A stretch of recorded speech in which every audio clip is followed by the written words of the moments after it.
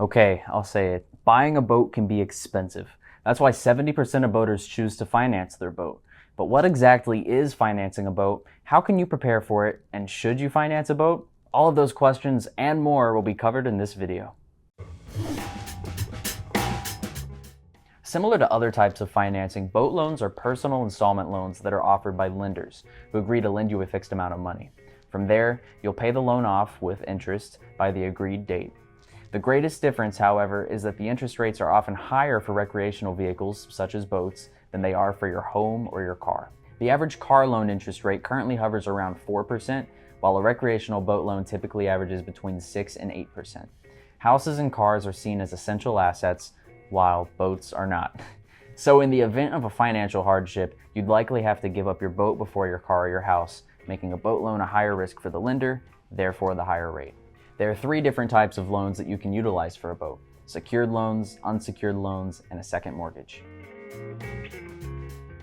Secured loans are backed by collateral, such as a savings account or vehicle. This means that in the event that the boat cannot be paid for, your lender can place a lien on your collateral, practically possessing it until the loan is paid off. Because this is a lower risk to the lender, interest rates are often lower for secured loans. On the other hand, with unsecured loans, your loan is not backed by collateral. Instead, approval for the loan is solely based on your credit score and finances. Rates are often higher for unsecured loans, and lenders are typically a little bit more selective about who they would approve for this type of loan. Second mortgages are an option for individuals who don't want to take out a personal loan. But here, your home serves as collateral. Of course, this is the riskiest loan option. Second mortgage loans also tend to have lower interest rates. Now, before you apply for a loan, it's important to do a little bit of research. This first step will help you understand if and what you'll be able to finance, and that's your credit score. First, it's important to know your credit score. This magic number will let you know if you're likely to be approved for a recreational loan or not. Since recreational loans are a higher risk for lenders, they're also a little bit more selective with what credit scores they'll accept for loans. Generally, you'll need a credit score above 600 to be approved for a boat loan, although we've seen people with lower rates be approved. Additionally, knowing your credit score can help you approximate your interest rate, which we'll use in a couple minutes for payment calculations. A better credit score often equals a lower interest rate. There are many great options for you to use to check your credit score for free.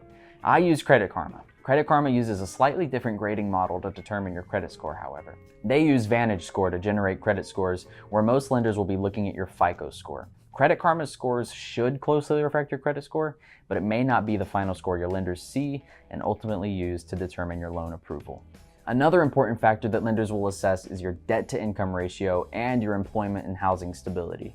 Your debt-to-income ratio, or DTI, is the percentage of the income that you devote to paying off debts, which include but are not limited to mortgage payments, credit cards, student loans, auto loans, and personal loans. Rent payments, although they're not technically debt, are also included in your DTI. Boat loans will likely be denied if your DTI is higher than 40 or 50% once the new boat loan is factored in. As far as employment and housing stability goes, the longer you've lived in the same area and worked for the same employers, the more favorably a lender is likely to look at you for a loan approval. Now that we know your credit score, DTI, and stability status, it's important to see if you can get pre-approved for a loan. All the time you spend researching and testing out boats will be for naught if you can't be approved. Marine dealerships, such as ourselves, have in-house finance applications which are then sent to our various lending partners. So you can go about pre-approval that way or manually apply for pre-approval yourself. If you chose to go that route, you'd have to individually go through different lenders and assess each offer. Many lenders require a minimum down payment, which often ranges between 10 and 20% of the loan's value. However, there are plenty of lenders that offer lower down payment rates. Regardless, plan accordingly. Alright, now you've got a couple offers, but you need to decide which option is right for you. Let's pretend you're wanting to buy this Sun Tracker Party Barge 22, which will cost you around $50,000, including a trailer, prep, and freight. When you're comparing lender offers, it's best to choose the offer with the lowest rate, fewest fees, and repayment terms that align with your budget. The longer term length of the loan, the lower you'll have to pay. However, interest rates are higher for longer term lengths, so you'll be accruing additional interest that way. and vice versa. The shorter the term, the higher the monthly payments, but you'll be paying less in total interest at the end of the term. And now's the time we do some calculations. Assuming we take out a $50,000 loan and pay the boat off over 15 years with a 6% interest rate, we'd pay $421.93 a month. If, for example, we had a lower credit score, which in turn raises the interest rate to, let's say, 8%, the monthly payment jumps to $477.83. Point being, keeping your score healthy can really help you manage monthly finances and even buy a bigger dream boat with the same monthly payment.